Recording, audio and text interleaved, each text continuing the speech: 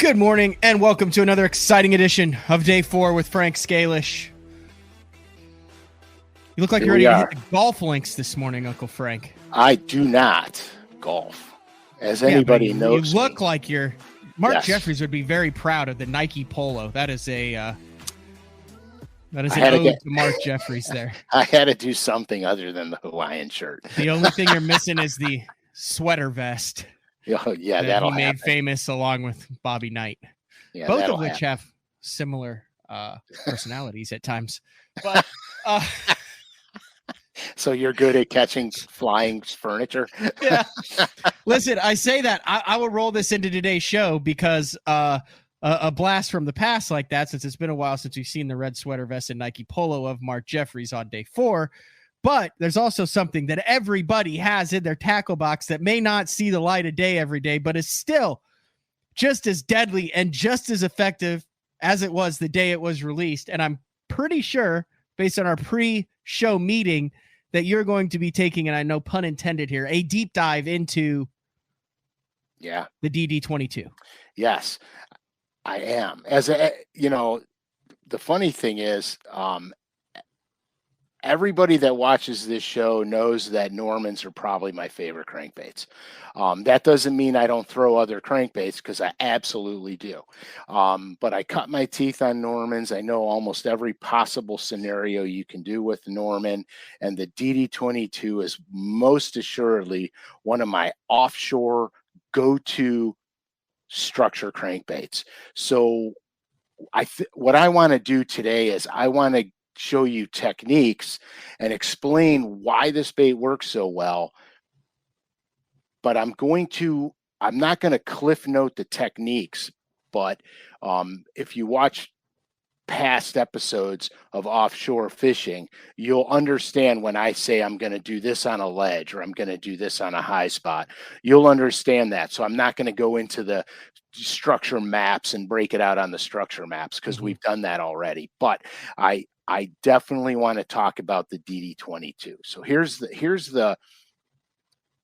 we call it an old school crankbait, but here's the deal. There's a few things about this bait. The DD22 was one of the first crankbaits ever to be named by the depth it runs. Now, back then, they had an idea of how deep it would go. So they called it a DD22. But anybody that fishes this bait all the time will attest it's probably 17, 18 feet on 12-pound fluorocarbon. That wasn't one of your secret baits that you flashed up, was it? No, this is a bait that's going to be coming out very soon. Okay, I just wanted to make sure that we within the minute. In trouble within the first 5 minutes of the show here, Uncle Frank. No, I actually took those baits and I stashed them way over there. You won't even show those to me. You'll say, see this box that you wish you could see what's in here. And I'm like, show me what's in there. We're not live. You won't see it. And you're like, nope, can't do it. No, because those colors are coming out. Yeah, those are coming out. I'm talking about the ones that are coming out right now. Yep. There's some new additions. And if you went into some of the Norman Fat Boy colors, some of those are also going into the DD22s. So back to the DD22. So this crankbait was an icon back in the day, because it was one of the first to start promoting big build plugs. So they named it after the depth it ran. As I stated earlier, on 12-pound fluoro, 7.5, 8-foot cranking rod, you're probably going to get 16 to 18 feet out of it. There are tricks to make it go a little bit deeper. You can control the depth of your crankbait by doing two things: changing your line size diameter or the pound strength of your fluorocarbon. You're big on that. I'm very big on it, because here's what happens, okay? It's real easy. Increase line diameter or pound strength, decreases depth. Go to thinner line diameter, less pound strength, increases depth. It's really not any more complicated than that. But why is that? I mean, I'm sure I think I know, but in your opinion, why? I mean, that's a standard thing in fishing. but Right. is it literally just because of the resistance Diameter. of the diameter? Like that Yeah. much little of change makes that much difference? Yeah, it's huge. Like here, I can throw the DD22 on 17-pound fluorocarbon and get it down 11 feet. So that's very important to know. But I believe I'm getting into that Okay. coming up. That's part of it. Okay. Yeah. So let's just I derailed you. I'm sorry. no, it's not a derailment. It's you're ahead of the game here. We'll put it that way. All right. So the first thing I want to do is I want to talk about diving. This lure swims down to depth. Where a fat-free shad dives down, an NXS is even a faster, harder diver. So when I say it's a hard diver or a fast diver, the dive curve doesn't go like that. The dive curve goes like that or like that. Okay. So it's how fast the bait gets down to depth, swimming down, diving down. So the DD22 also has a small kick out where some of your deep diving crankbaits, when they hit an object, they're going to have a massive rollout and then correct itself and then get back to the business at hand. So the reason this slow kick out is important because it's not hard. It just kicks to the side, gets right back to business, kicks to the side, gets right back to business. You have to know these things about your crankbaits. All crankbaits will behave differently. A lot of deep diving crankbaits are similar, but they have different attributes to them. So it's important to know this. So this bait will also has a reverse to it, but I'll get to that in a second. So everything that I'm telling you now is important to know about all your crankbaits. Just remember that because every crankbait's going to be different and every crankbait's going to get strikes certain times when others won't, but we're going to get into that. So let's talk about some of the techniques. Okay, so the first technique with the DD22 is very popular. Everybody knows it.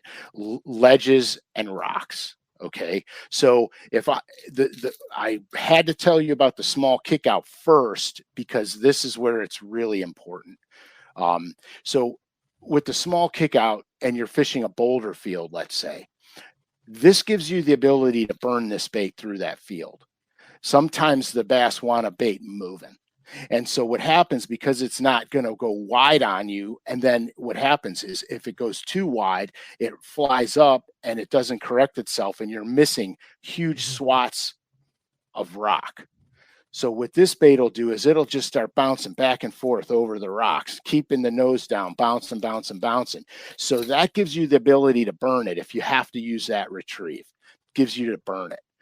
So we're talking ledges. So I told you earlier, this bait will swim down to depth. Well, why is that important?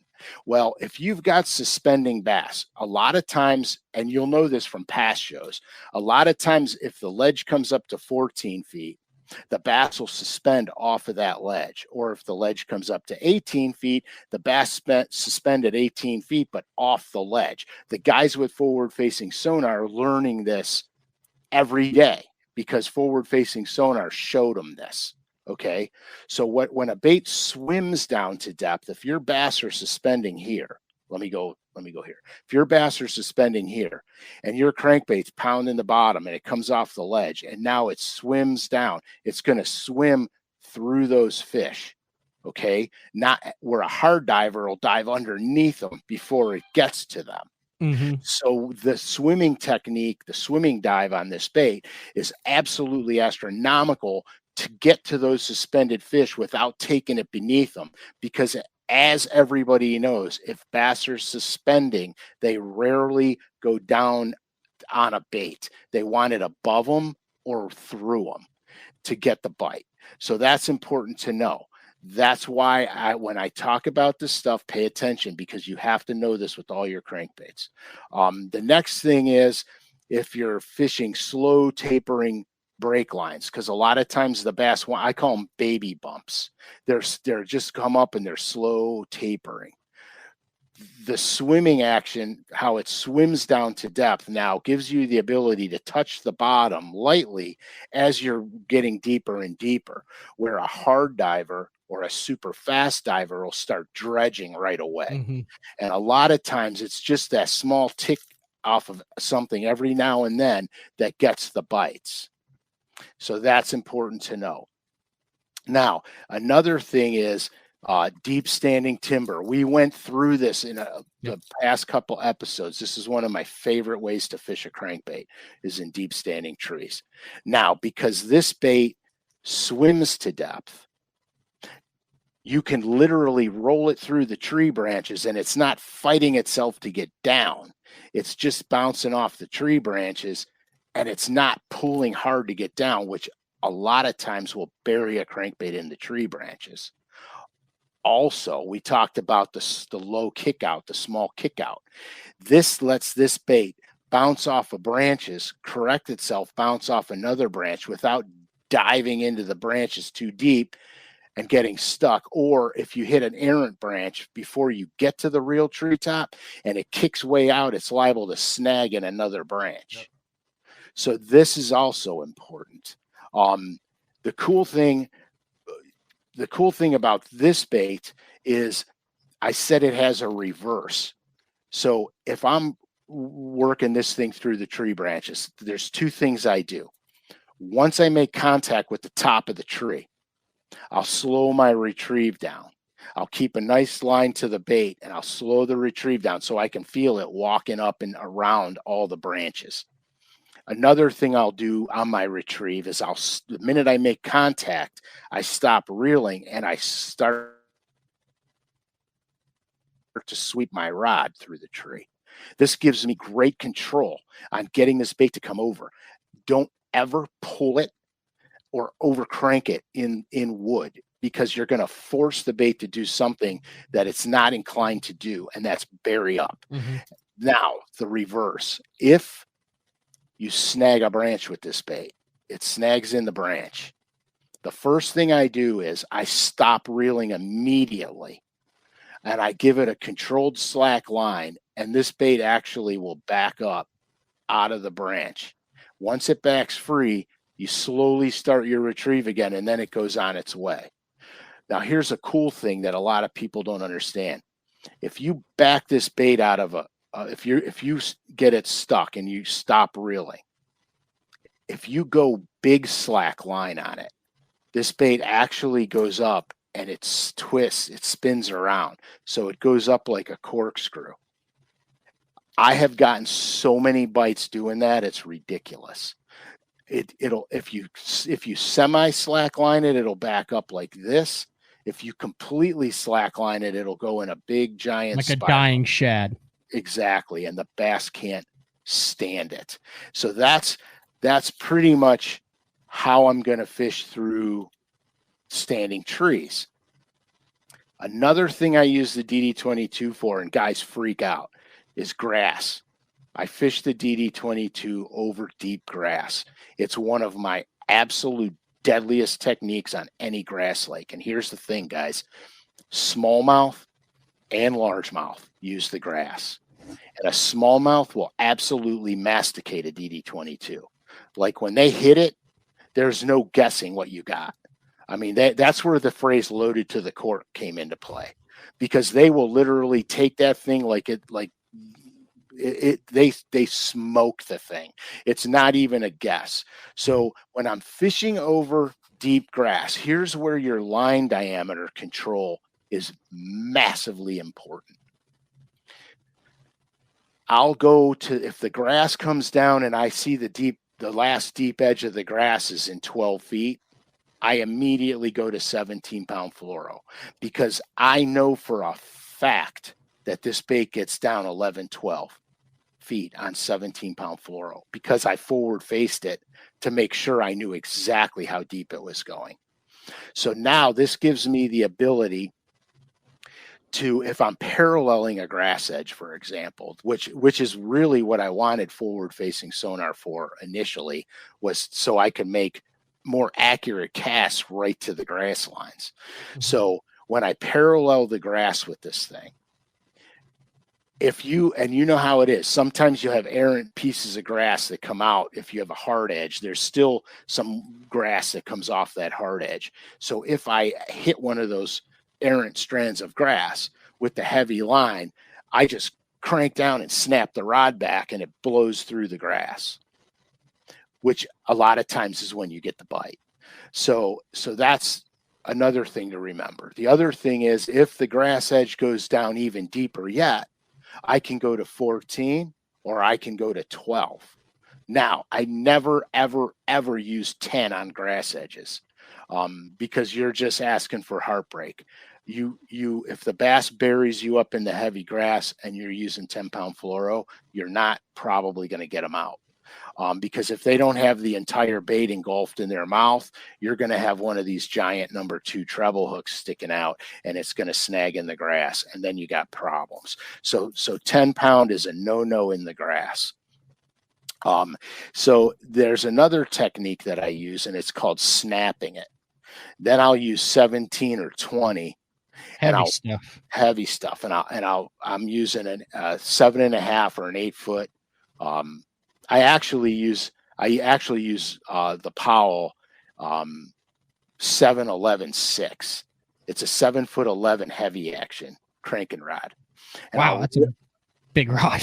Well, because you could bomb it out there Yeah. a mile, but when you're snapping it, okay, I'll hold the rod tip in front of me about head height, and I'll reel straight to the bait. As soon as I hit the grass, I just pull it back and I keep reeling it. Hit the grass, pull it back, and keep reeling it.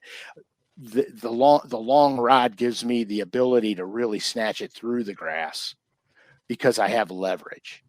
If you're using a short crank, and are you going straight up with your rod, yeah, so the bait doesn't dive deeper, right, and actually dives parallel or slightly up? 100%. That's okay. Exactly. So it'll dive down, and when I snap it, it snaps up like that instead of wanting to go down farther. And so that's a really fantastic technique in the grass. And I do catch a ton of fish doing this on grass edges, and it happens everywhere I go that there's deep enough grass for it. Mm-hmm. And I say deep enough because you have to qualify that. I'm not going to throw this in 4 feet of water. You're just going to get 500 pounds of grass and not be able to get the bait up. So that's what I'm looking for. Steep, sharp vertical grass edges, slow tapering grass edges. In deeper water. In deeper water. So let's say from 11 to 18 feet. Even 20 feet. If the grass is 20 feet deep, but it only comes up to 14, that's money. So the deeper the grass is, depends how high it comes up. And so you can fish it right over the top of it. If I got grass that's coming up 20 feet, and most of you guys down south are never going to see that. But if I got grass that tops out at 20 feet, I'm throwing this over the grass all day long, because the bass they're suspending in the tops of the grass, mm-hmm, and they're coming up to eat the bait fish. So it's a really, really good technique. Another really good, a lot of your grass lakes are clear just because grass is a filter. They're clear. So I have 2 new colors coming out with some of the other colors that are coming out. Now, the other colors, I'm not going to call them new, but they're new to the DD22. They're actually in the Fat Boys right now.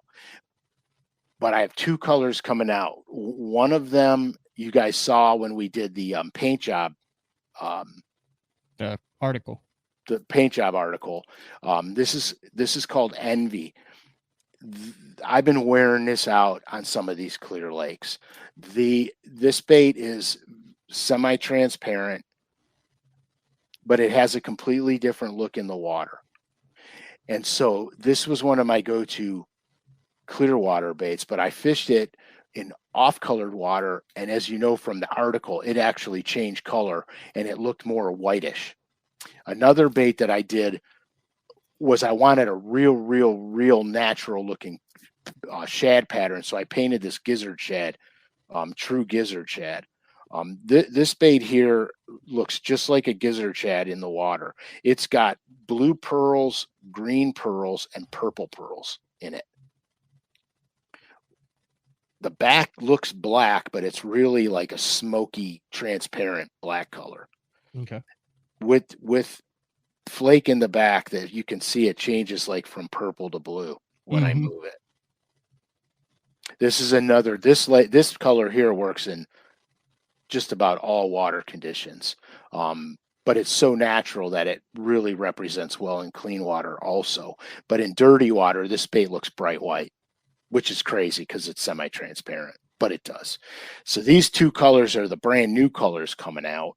And then of course I've got Harvest Moon, which is coming out in it. This color is really neat. It's got an olive back with smoke. It's a smoke forehead with olive back. Wow, that really catches it right there.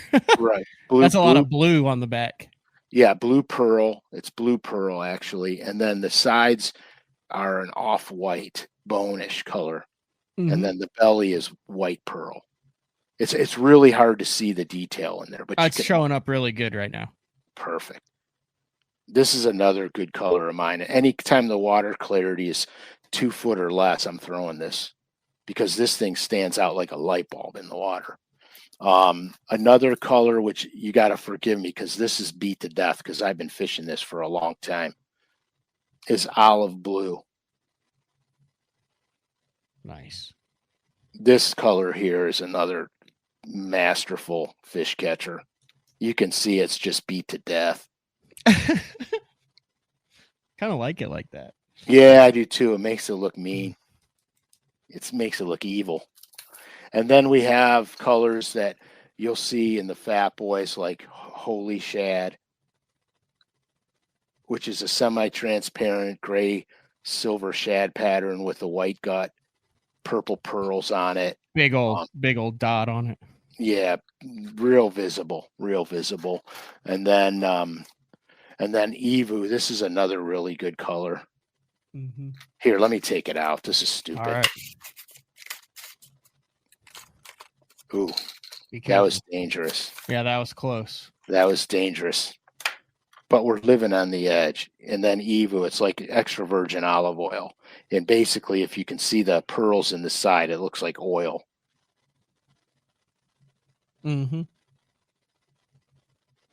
It's just another, it's another really, really good bait. So those are what's coming out on lurenet.com. These are some of the colors coming out. There's a couple of more colors that, well, I don't know where they went, but there's a couple of more colors also. And they should be out within the minute. Okay. Check lurenet.com for it. Check lurenet.com. So those were mostly shad colors. If you know that they're on like little bluegill on that grass, let's say you're pulling that DD22, are you going to throw like a tropical shad or something down there on them? Something 100%. Okay. Yeah, 100%. Because some of the standby colors you can never do without. Yeah. Like tropical shad, you can never not have that because that works in every water condition, including clear water, which blows my mind. Chartreuse and blue is another one. That is like, I don't understand what it is about the chartreuse and blue, but I've probably caught more bass in my tournament career on chartreuse and blue than any other color, which is ludicrous if you think about it. But back then when that color came out, they didn't have all of this available yet to them that we have now. So now we're tweaking things out. So tropical shad's definitely going to be in them on the new release.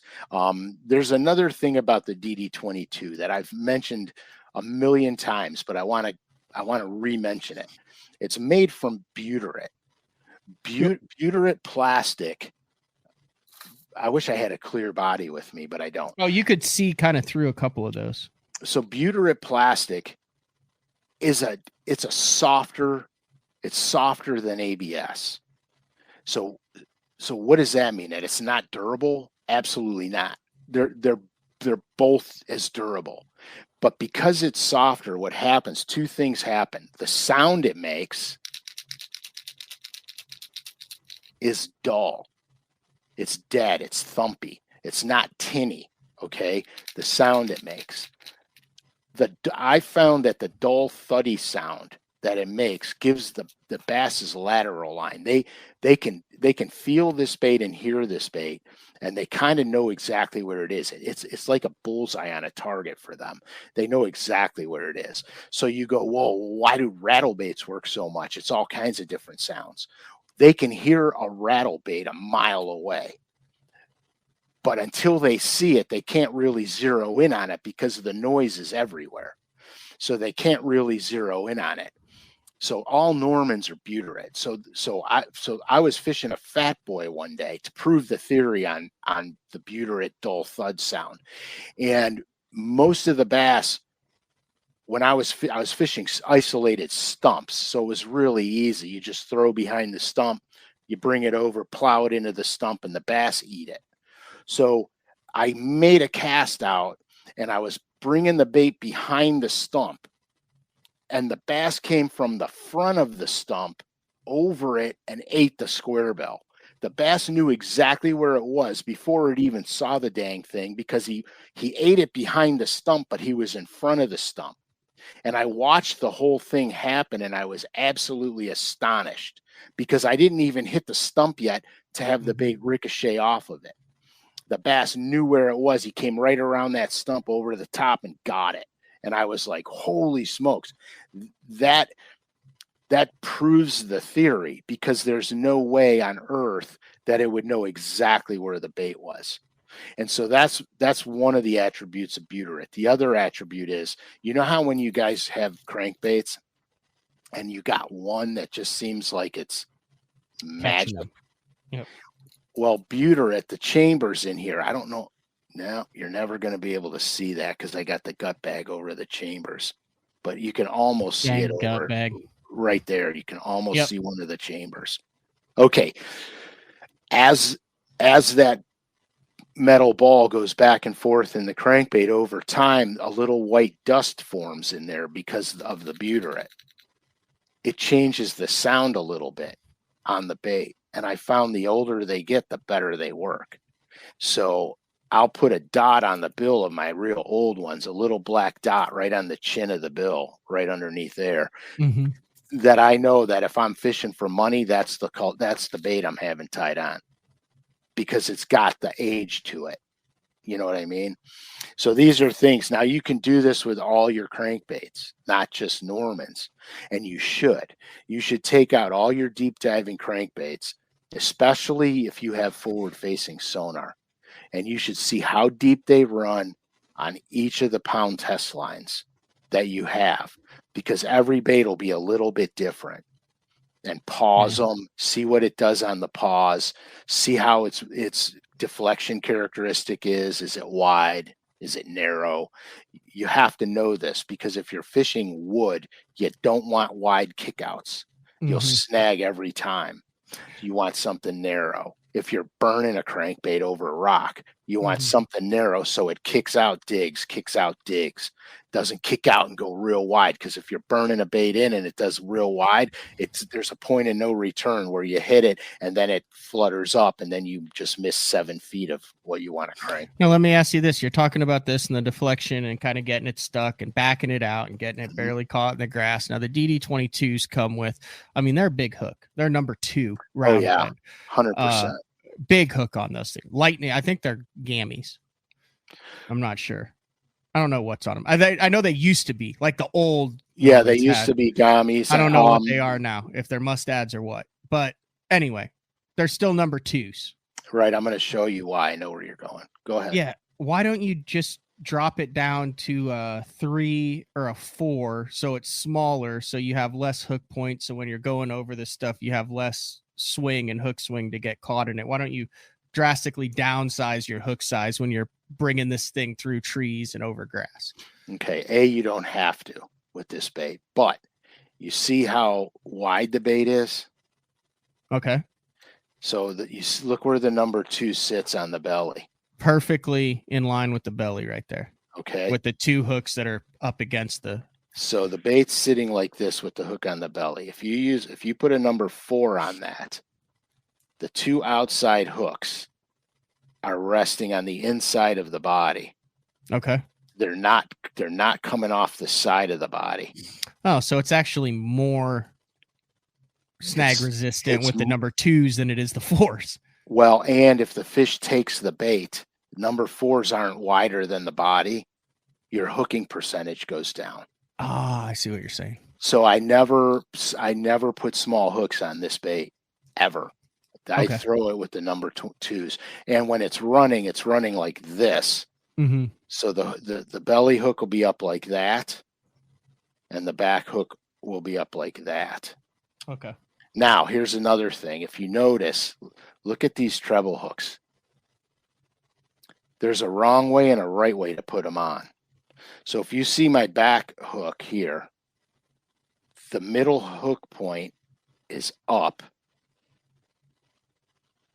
And if you look at my belly hook, the middle hook point is down. So that means these two hooks on the side are riding up like this on the bait. If it was the other way, you'd be fighting the hook point. The hook point would be fighting this bait. You follow me? Yep. So if the bait's like that, when the bass takes it, the top hook point goes in the roof of his mouth. The bottom hook point goes in his lower jaw. And that's why I put them that way. I do that on everything, all my jerk baits, all my crank baits. On the jerk bait, if you're using a 3-hook jerk bait, the 2 belly hooks, the hooks ride up on the side, hook point down, and the back hook, the hook points up. That's the proper way to put hooks on a crankbait. Now I'm going to pull this up here because you talk about the action of it and how it backs up and everything. I've always thought it was odd how far away from the bill or from the body of the bait the line tie is on a DD22. Is that part of what gives it its unique ability and action and kick out, is that positioning of that line tie so far away from the body of the bait? Yeah, correct. And it also helps the bait run. If it's too close, this bait won't run well. You'll have rolling. You'll get a rolling effect on it. There's too much bill in front. There's too much bill in front of the line tie. It doesn't have enough action. It doesn't have enough pull to make the bait wobble off the pivot point. If it's up here, it wants to spin out on you all the time. So so that's why it's over here. Now the other thing that I like about the DD22, it's got a reinforcement underneath where the line tie is. So this line tie, the line ties on these DD22s are nice and sturdy. Even though it's a thin wired line tie, it's sturdy because it goes all the way through that big thick part of the bill. The line tie placement allows for a little tighter wobble and a little more pitch and roll to it. So the line tie placement will change how that bait pitches and rolls and how tight it vibrates. So you want to pay attention to that too in a lot of crankbaits. Now, can you tune a DD22 like you can smaller baits and stuff, or is it easy? I didn't know bait based. Easy. Here, the DD22 and the Deep Little N are probably the easiest 2 baits on earth to tune. If you look at the line tie here, yep, it's above the bill. Okay. And it's a thin line tie. Okay, I'll just do the DD22 since we're talking about it. Same thing. It's above the bill, flat above the bill, and it's a thin line tie. It's not a big fat line tie. These baits are super sensitive to tuning. So you can over tune them easily, especially if you're tuning fat-free shads or Strike King XDs, something with a recessed cup in the bill and the line ties in the recess. Those require more pressure to tune. If you're used to tuning those and you go to tune one of these, you'll pull your hair out because these require almost nothing. You go left to right to left to right. Right, exactly. And you're fighting it all the time. These baits are so delicate to tune. They're the easiest crankbaits, in my opinion, to tune. You could. No, I'm not going to show you the teeth. Haven't you said in the past that you can tune them without pliers? You can even like take your thumb and just put pressure on it, and that much can make a difference. You can do that. You have to use the split ring as your solid point, and then you push the split ring up to it, and then you can push it over and tune it, or you can just go like that and tune it like that. Come on, Uncle Frank. But you don't want to do that because you see I have a chipped tooth. Yeah. So as when it comes to tuning then, and I think I've got this down right, but I just want to know what your opinion is on it. How do you know that a crankbait is 100% properly tuned and acting as it is supposed to? Because whether you bang it off, it gets caught in something, like you said. I mean, these things, it happens to every single bait. It gets a little bit out of whack. But how do you know when it is perfect and 100% dialed in and acting like it should, and when you need to do a little tweaking on it? I'm so glad you brought this up because this is so important. I see guys do this always. They put 5 feet of line out, put their rod in the water and pull it, and it runs straight. They go, it's tuned. Well, it's not, because you're not letting the bait dive to what it has to do. It doesn't have to go to depth. It just has to swim the way it's supposed to swim. When you put 5 feet of line out and you sweep the water, you're pulling the rod parallel to the top of the water, and you're forcing the bait to run in a way that it's not really going to run for you. So what I'll do is I'll take it and I'll throw it out about 12 feet, and I point the rod straight at the bait, and I reel it in at a moderate retrieve speed. And all of a sudden you'll see the line is either going to walk one way or walk the other way. And then you know it's not tuned. And so then I pick it up, and if it's going whatever way it's going, you tune the opposite. But you never twist the line tie. You want the pliers on the line tie perfectly perpendicular to the bill. Mm-hmm. And you're going to go like this or like this. And it's not that exaggerated. Trust me. No, it's just barely touch it. But you want the line, when you're reeling it in, to be in a perfect straight line. And okay, so if it's not, what are the downsides? What if you're going a little bit to the right or a little bit to the left when you're retrieving it? Can you still catch fish like that? Or well, there are times when I'll do that on purpose.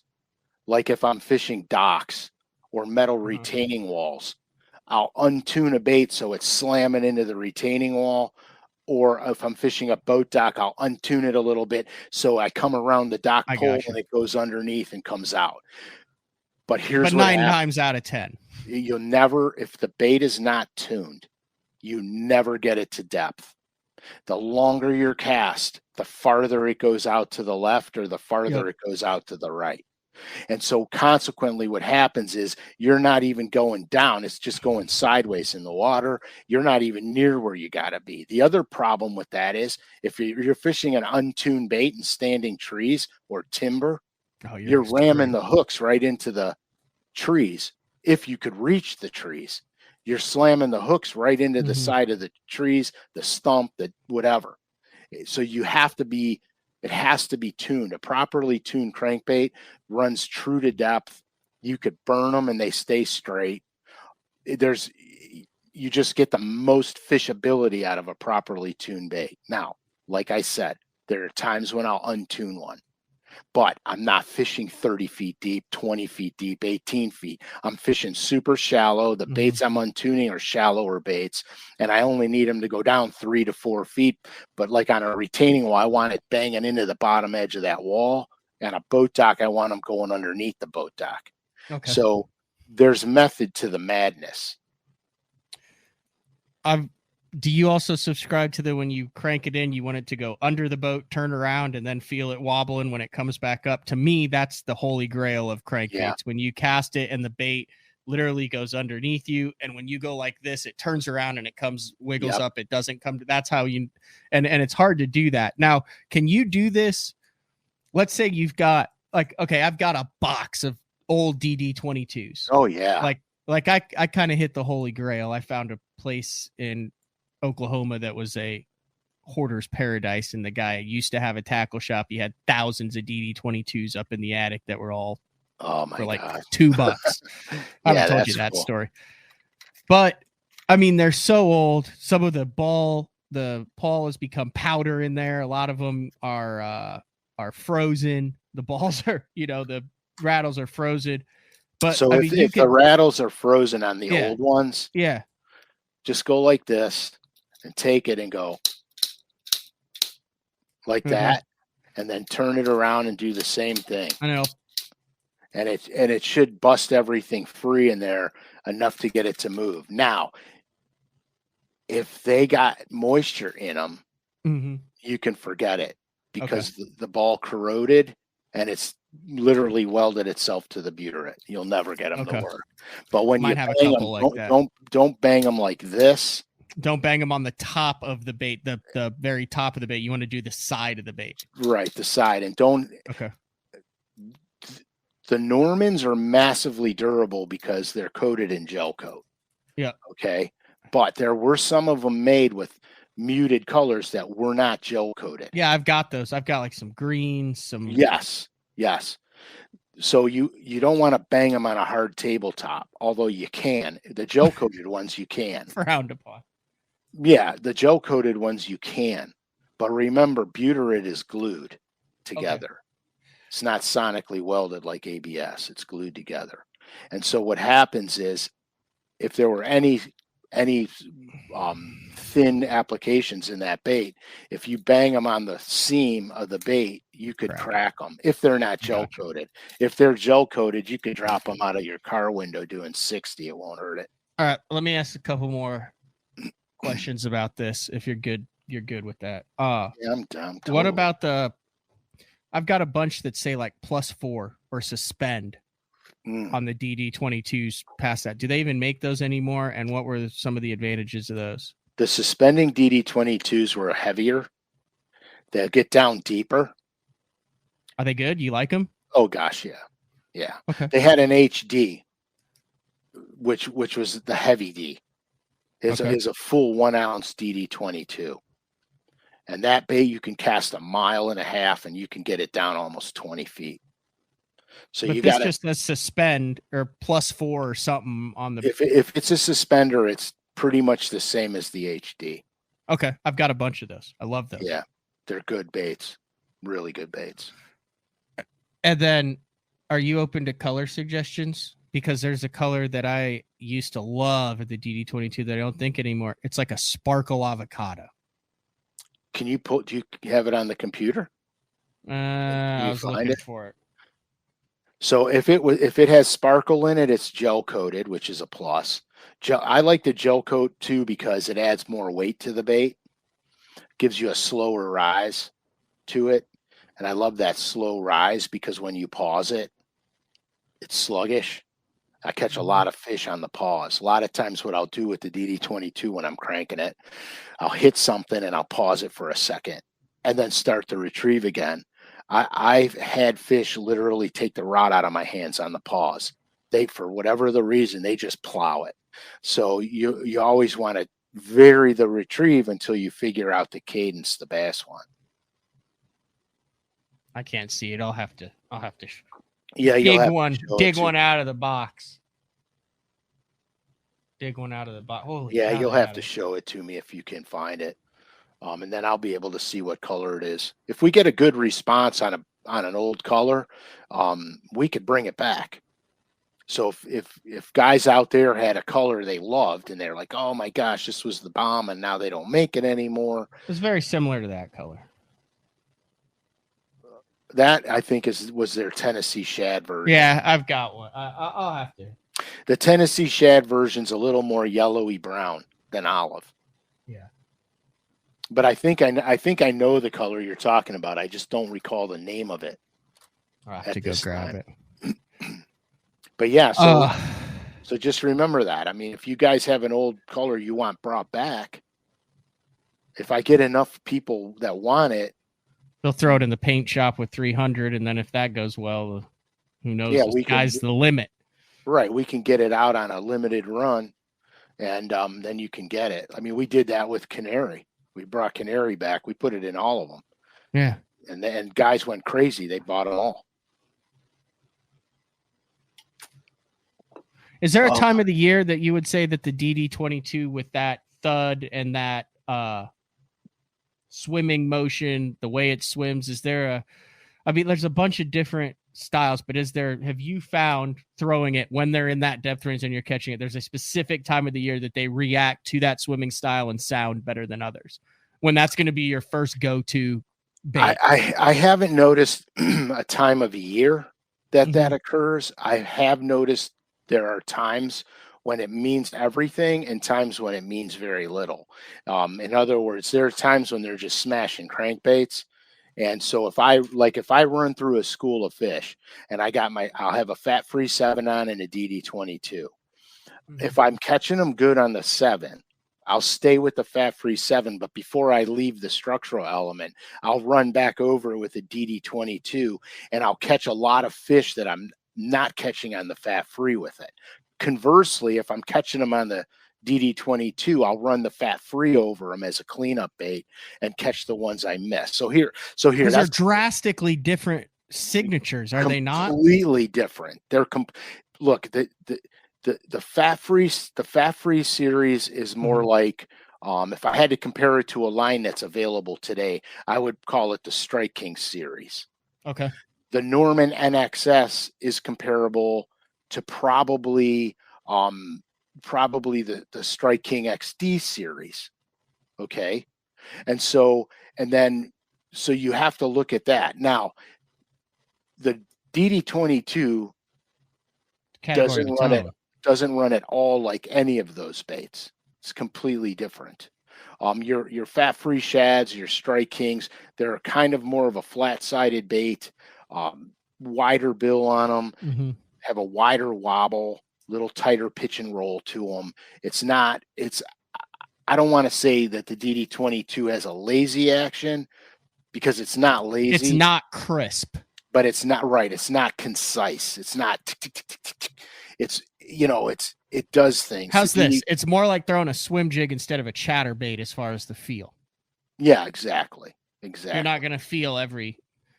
So yeah. I'm thinking, if I'm fishing as a co-angler, if I'm fishing on something that's highly pressured, like if I'm a co-angler and it's a crankbait bite, I'm going to want to have something like this on behind my guy who's throwing a 6XD or a bomber, a fat-free shad, any of those baits, because I'm targeting a completely different lateral line and a completely different signature, and I'm still getting that bait down in the same zone.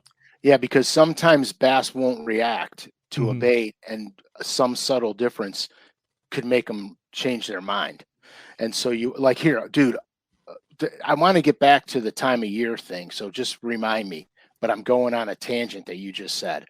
A million years ago, I drew out with Shaw Grigsby on Santee Cooper. Golly. And the irony was I had potlucked a couple of opens as a non-boater because I just wanted to see what it was all about. Back when I was a real young dude, I just wanted to see what it was all about. As fate had it, I drew out with Shaw Grigsby. So we were coming back into the creek where we launched, and there was everybody that came in, that had 10 minutes left or 15 minutes left, just started fishing the Hail creek. Mary. Right. It's like, I can catch one. Shaw reaches in his box. He's digging around. He pulls out a DD22. He puts the DD22 on. He gets behind everybody. Everybody's fishing the bank, and he's behind them. And he goes, I'll catch one on this, because those guys ain't even fishing for these fish. And don't you know he catches like a 6-pounder?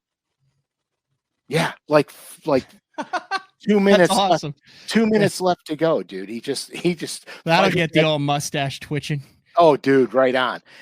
And it was hilarious because Shaw and I actually became friends after that. And I told him, I said, one day, dude, I'm gonna be fishing against you on the Pro Tour, because it was the Pro Tour back then. It wasn't the Elites or Top 100 or whatever the hell it was called. And It so was a top 150 back then. Yeah, Top 150. And so lo and behold, literally, God, I don't even know how many years later, but it was a ton of years later. I was fishing the Elites and hooked up. Shaw and I went out to dinner, and he goes, dude, I fished with hundreds of people that all said they were going to fish and compete on this level someday. He goes, you're the only one that did it. And I started laughing. I said, dude, I've been wanting to do this since I was 14. That's all I can tell you. It wasn't going to be no, you know? Yeah. Okay. Time of year. I was supposed to remind you about. Yeah. Time of year. So I start fishing the offshore stuff probably the middle second week of June, depending on what latitude I'm on, you know, longitude, latitude line, what I'm on. If I'm down south, I'll start fishing them before June. But it really gets good. Let's say the first week of June to the month of June is outstanding.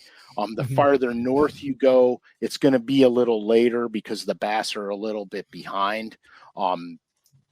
Because you're really going true end of post spawn for the DD22.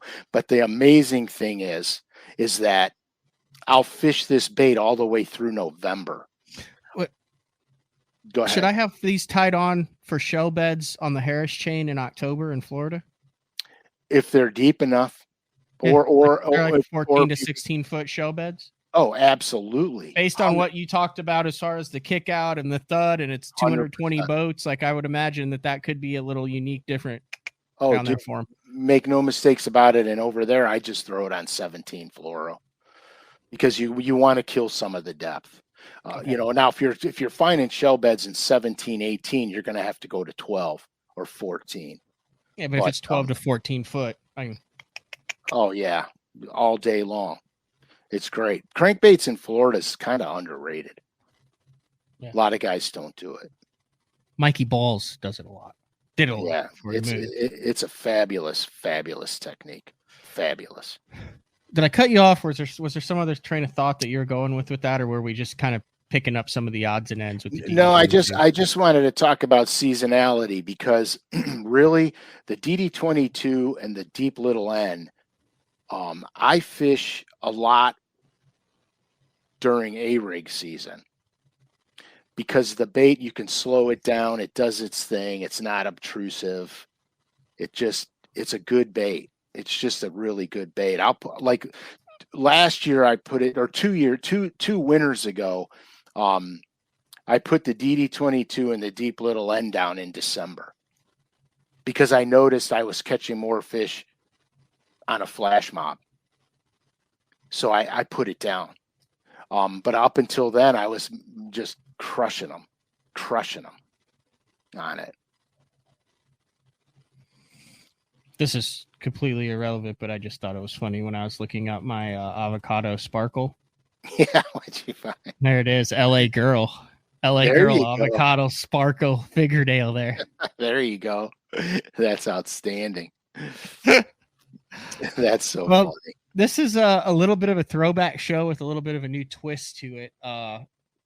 So, I mean, obviously there are new colors on the horizon expected immediately over on lurenet.com. And if you are over on lurenet.com and would like to make some purchases, we do have a loyal listener code. Thank you to the folks over at LureNet for that. Capital BTL23 at checkoff gets you 15% off regularly priced items. Yeah. And that runs through the immediate, I mean, that runs through the end of the year, I believe.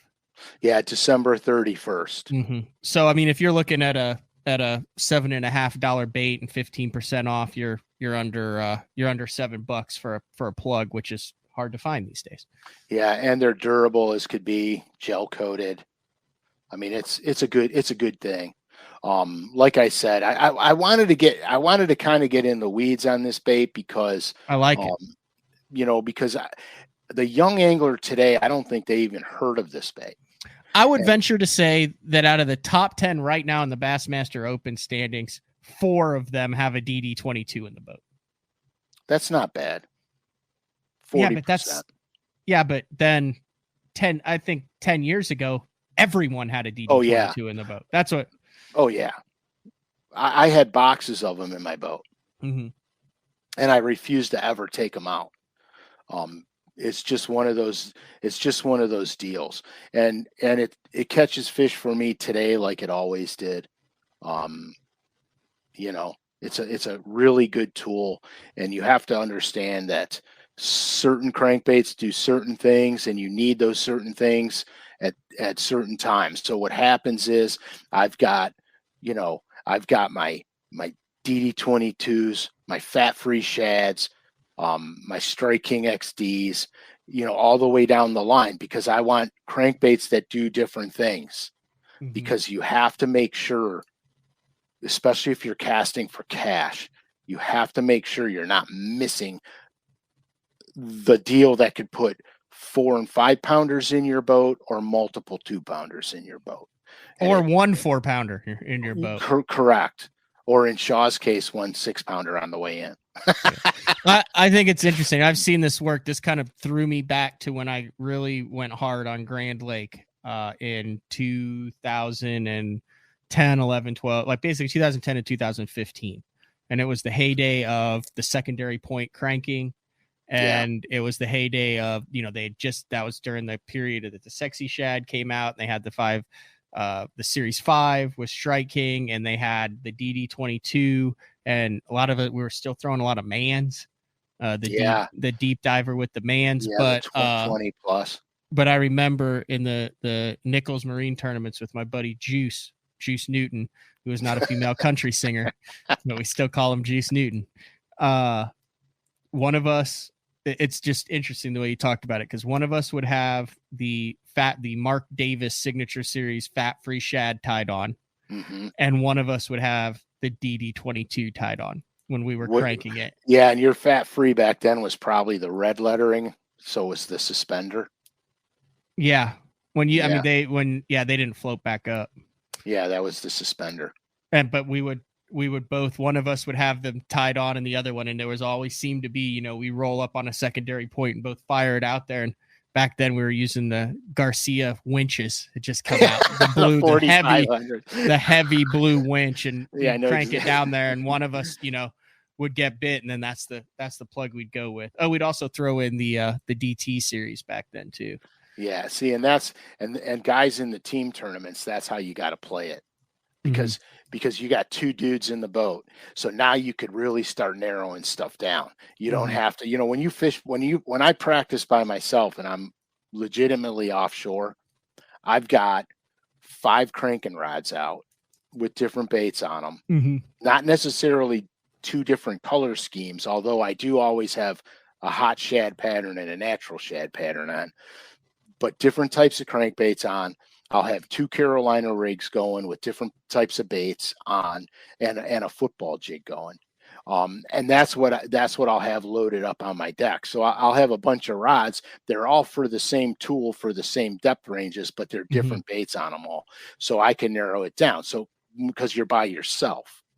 So if you're not by yourself, you can easily say, you need to throw this one, I'll throw this one. Let's get a feel for what's going on. And there's a lot of guys who fish with buddies. Ton of guys. Absolutely. 95% of the time, even if you're just fun fishing. It's way more fun if you can get dialed in at 9 a.m. instead of at 2 p.m. Oh, yeah. Make no mistakes about it. Dude, I was fishing this tournament with a buddy of mine, team tournament, and we were catching them on Carolina rigs all day long. Like mashing their brains out, but we weren't catching any big ones. And we had about 8 minutes left in this tournament, maybe 10. And we were close enough to the ramp where we could probably get there in less than a minute if we had to. And so there was this one little ledge that came down. I fired the Carolina rig out there, and there was a stump on the ledge in about 12 feet of water, 13 feet of water, and I missed it. So I just started reeling it back to Carolina rig, back to the boat. and I saw one about 3.5, 4 pounds swipe at the Carolina rig while I was reeling it in, getting it real close to the boat. I threw the Carolina rig down in the bottom of the boat, picked up my fat-free shad, fired a cast out there, got about 4 reel turns on it. Bam, I got one. I get him to the boat. I boat flip him. I tell my partner, call that. I throw another one out there. I called 5 in a row, and we won the tournament. That's awesome. Yeah, just because I saw that fish chasing that Carolina rig down. If I would have saw that earlier in the day, we would have been cranking most of the day and catching them. All right, let me get the music fired up. Don't sound so happy. There it is. That was a good show, Frank. That was a good show. We've touched on DD22s in the past. We've touched on deep cranking. We've touched on a bunch of different deep cranking theories and tactics and patterns. But to really focus on that one bait with the new colors coming out that you designed and developed. Don't forget BTL 23, all capitals. Yep, there it is. BTL 23. Get some 15% off some of the DD22s. All right. You got anything else, Uncle Frank, or are we shutting her down for the week? We're shutting her down. We are closing the shop. This has been another edition of Day 4 with the man, Frank SCALISH. Next week, we'll see you then.